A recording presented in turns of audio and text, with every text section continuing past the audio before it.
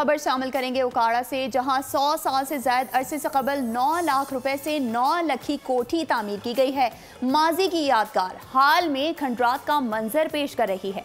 देखते हैं मलिक अब्दुल वहीद की ये रिपोर्ट।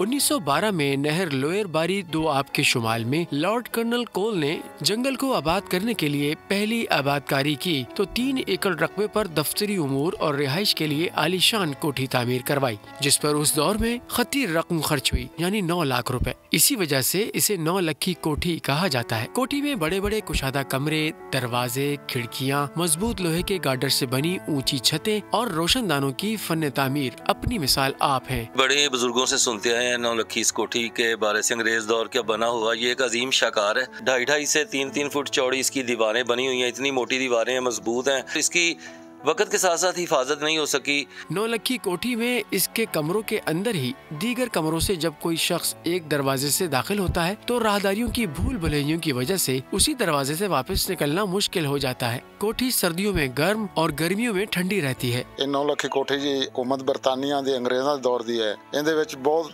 अच्छियां चीज़ां सी, बहुत म्यार चीज़ां सी। हाले भी इहदे दरवाजे, खिड़कियां, दीवारां जड़ियां ने 2.5 तो 3 फुट चौड़ियां ने। हुकूमत इस 9 लखी कोठी की तज़ीन और आराइश करा दे तो इसे सयाहती मकाम बनाया जा सकता है। हुकूमत अगर आज भी इस जानिब तवज्जो दे तो इस कीमती असासे को महफूज किया जा सकता है। कैमरामैन टीम के साथ मलिक वहीद, बोल न्यूज़ उकाड़ा। सब्सक्राइब करें और बेल दबाएं ताकि कोई खबर रह न जाए।